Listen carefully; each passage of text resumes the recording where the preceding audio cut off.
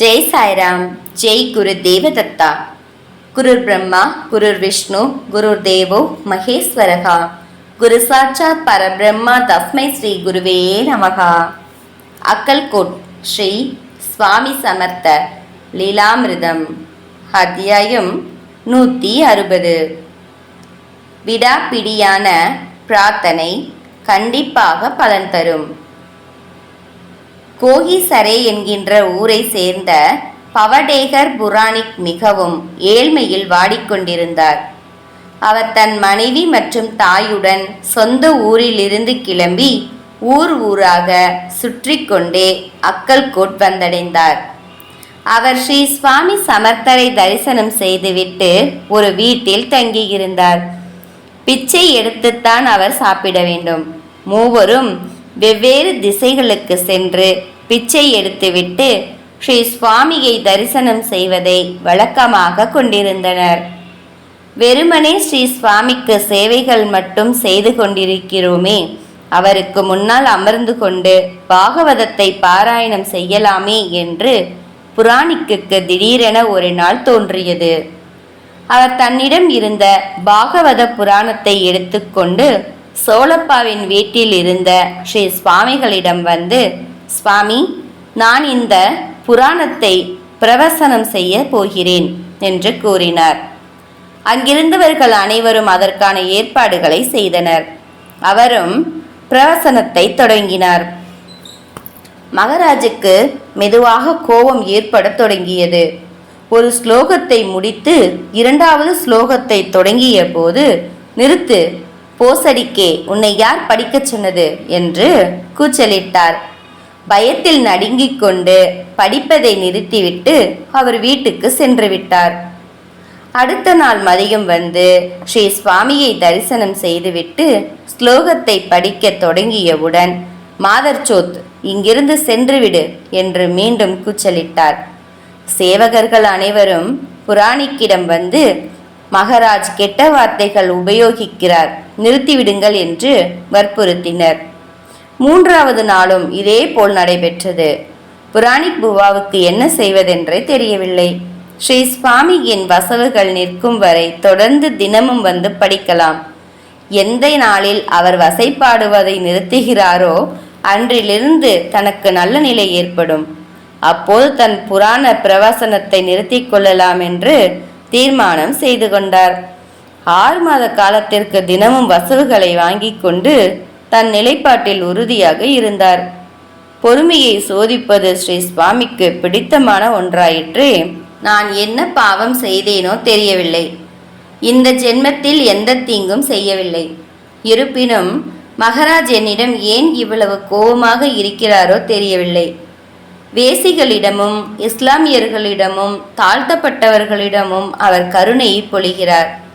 ஆனால் என்னை வசைபாடிக்கொண்டே இருக்கிறார் என்று அனைவரிடமும் புராணிக் புவா புலம்பிக் கொண்டிருந்தார். நீங்கள் ஏதோ பெரும் பாவம் செய்திருக்கிறீர்கள் என்று சிலர் கூறினர். புவாவுக்கு இது தாழ முடியாத துன்பத்தை அளித்தது.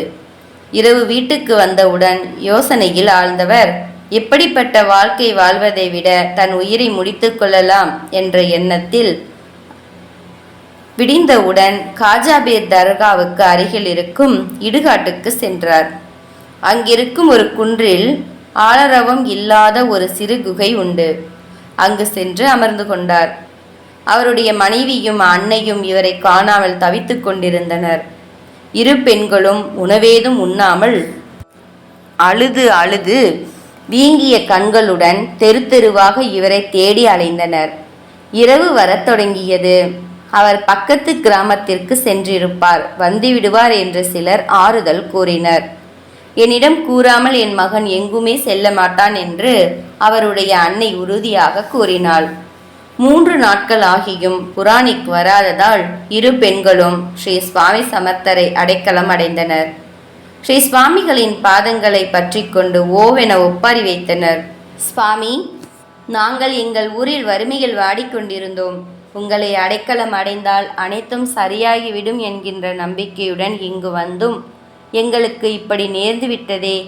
தந்தையே தன் குழந்தையை விலைக்கு விற்றால், தாயே தன் குழந்தைக்கு விஷம் வைத்தால், குழந்தை யாரிடம் சென்று அடைக்கலம் அடைவது? எங்களுக்கு அபயம் அளியுங்கள் சுவாமி. என் மகன் எங்கிருக்கிறான் என்பது தெரியும் வரை நான் உங்கள் பாதத்தை விடமாட்டேன். தற்கொலை பாவம் என்றால் நீங்கள் எனக்கு அருள் புரிய வேண்டும். உங்களால் பிரபஞ்சத்தை ஒரு நொடியில் அழித்துவிட்டு புதிதாக இன்னொன்றை உருவாக்க முடியும். ஊமையை பேச வைக்க முடியும். பிச்சைக்காரனை அரசனாக்க முடியும். முட்டாளை ஞானியாக்க முடியும். எங்களுடைய பிரச்சனை உங்களுக்கு ஒரு சிறிய துரும்பு போன்றது. நீங்கள் நிகழ்த்திய அற்புதங்கள் பலவற்றை நான் கேள்விப்பட்டிருக்கிறேன். இருப்பினும் எங்களுடைய பூர்வ ஜென்ம கர்மாக்கள் வலிமையுடன் இருக்கும்போது நீங்கள்தான் என்ன செய்ய முடியும்? ஆனால் பரிசக்கல்லின் ஸ்பரிசம் பட்டவுடன் இரும்பு தங்கமாக மாறவில்லையா? அதே போல உங்களுடைய தரிசனம் அனைத்து விதமான துன்பங்களையும் அழித்துவிடுமே. தயவு செய்து எங்களை ஆசிர்வதித்து துன்பங்களில் இருந்து காப்பாற்றுங்கள் சுவாமி என்று கெஞ்சினாள். அவளுடைய புலம்பல்களை கேட்டு பிரபஞ்சத்தின் தலைவரான ஸ்ரீ சுவாமி சமர்த்தர் வயிறு குலுங்க சிரித்தார். அதை பார்த்தவுடன் அந்த பெண்மணி, மகராஜ், நீங்கள் பதில் அளிக்கும் வரை உங்கள் பாதத்தை விடவே மாட்டேன் என்று கூறிக்கொண்டே இன்னும் அழுத்தமாக அவர் பாதத்தை பிடித்து கொண்டாள். உறுதியான பக்தி ஸ்ரீ சுவாமியை உருக வைத்து விடாதா என்ன? ஸ்ரீ சுவாமியுடன் இருந்த நாய்களுள் ஒன்றான மோட்டியாவை அழைத்து, அவனை சென்று அழைத்து வா என்று கூறி மகராஜ் அனுப்பி வைத்தார். உடனே அந்த அதிசயம் நடந்தது. புராணிக் புவா அமர்ந்து கொண்டிருந்த இடத்திற்கு அந்த நாய் சென்றது. அதை கண்டவுடன் அது மகராஜுடைய அழைப்பு என்பதை புராணிக் புவா அறிந்து கொண்டு ஸ்ரீ சுவாமி சமர்த்தரை தரிசனம் செய்வதற்காக நாயுடன் வந்தார். அவர் வந்தவுடன் விடாப்பிடியான பிரார்த்தனை கண்டிப்பாக பலனளிக்கும் என்ற அர்த்தத்துடன் வரும் துக்காராம் மகாராஜுடைய வரிகளை 2 அல்லது 3 முறை ஸ்ரீ சுவாமி கூறினார். புராணிக் புவா ஓடி சென்று ஸ்ரீ சுவாமியின் பாதங்களை பற்றி கொண்டார். தாயும் மகனும் ஸ்ரீ சுவாமியின் பாதங்களை தங்கள் கண்ணீரால் சுத்தம் செய்தனர். பின்னர் தங்கள் கைகளை கூப்பியவாறு, நாங்கள் என்ன செய்ய வேண்டும் மகராஜ் என்று பவ்யமாக கேட்டனர். அமருங்கள் என்று மகராஜ் கூறினார். பறவைகளும் விலங்குகளுமே ஸ்ரீ சுவாமி சமர்த்தரின் வார்த்தைகளுக்கு கட்டுப்படும் போது இவர்கள் எம்மாத்திரம்? மூவரும் 3 நாட்கள் உபவாசத்தை அன்று முடித்து கொண்டனர். புராணிக் புவா மதியம் மீண்டும் தன் பாகவத பிரவசனத்தை துவங்கினார். ஸ்ரீ சுவாமி அதை கேட்டு ரசித்தார். சில நாட்களுக்கு பிறகு புராணிக் புவாவுக்கு ஒரு கனவு தோன்றியது. அதில் பூர்வ ஜென்மத்தில் அவர் ஒரு கசாப்புக்காரனாக பிறந்திருந்தார். அவர் வெட்டிய பல மிருகங்களில் பசுவும் அடங்கும். ஒரு நாள் அவர் ஒரு மலைப்பகுதிக்கு குளிப்பதற்காக சென்றபோது ஒரு ஏழை பிராமணன் கிழிந்த ஆடை அணிந்து கொண்டு குளிரில் நடுங்கிக் கொண்டிருப்பதை பார்த்து இரக்கப்பட்டு ஒரு வேஷ்டியும் போர்வையும் அவருக்கு அளித்தார். இந்த புண்ணியத்தினால் அவர் இந்த பிறவியில் பிராமணனாக பிறந்திருந்தார். ஆனால் பாவங்கள் மிகுதியாக இருந்ததால் இவ்வாறு துன்பங்களை அனுபவித்து கொண்டிருந்தார். உடனே அவருடைய கனவு கலைந்து விழித்து கொண்டார். விழித்தவுடன் குளித்துவிட்டு ஸ்ரீ சுவாமியை தரிசனம் செய்வதற்காக சென்றார். அவரை கண்டவுடன் ஸ்ரீ சுவாமி மகராஜ், ஒருவர் தான் எவ்வளவு பாவங்கள் செய்திருக்கிறார் என்பது தெரியாமல் மற்றவர்களை குறை கூறுவது எந்த விதத்தில் ஞானமாகும்? மாதர்சோத், நீ அப்படிப்பட்ட ஞானத்தை பற்றி என்ன சொல்கிறாய்? நீ எவ்வளவு மிருகங்களை கொன்றிருக்கிறாய் என்பது உனக்கு தெரியுமா என்று கேட்டவுடன் தன் கனவுக்கான அர்த்தத்தை அவர் புரிந்து கொண்டார். சூரியன் எப்படி அனைத்து இடங்களிலும் தன் ஒளியை பரப்புகிறதோ அதே போல ஸ்ரீ சுவாமி மகராஜ் தன் கருணை கடாட்சத்தினால் அனைவருடைய அறிவையும் ஞானத்தினால் ஒளியூட்டுகிறார். புராணிக் புவா தன் கர்ம வினைகளை முழுமையாக அறிந்து கொண்டு ஸ்ரீ சுவாமியின் பாதத்தை பிடித்து கொண்டு, நாங்கள் நன்றிக்கடனாக எங்கள் தோளை உங்களுக்கு செருப்பாக செய்து கொடுக்கிறோம் என்று, அல்லது என் உயிரையே உங்களுக்கு சமர்ப்பணம் செய்து விடுகிறோம் என்றும், எங்கள் பாவங்கள் அனைத்தும் தொலையட்டும், ஆனால் எப்போதும் உங்கள் பாதங்களை மட்டும் விடவே மாட்டேன் சுவாமி என்று கண்ணீர் விட்டு கதறினார். கருணை உள்ளம் கொண்ட ஸ்ரீ சுவாமி மகாராஜ் அவரை ஆசீர்வதித்தார்.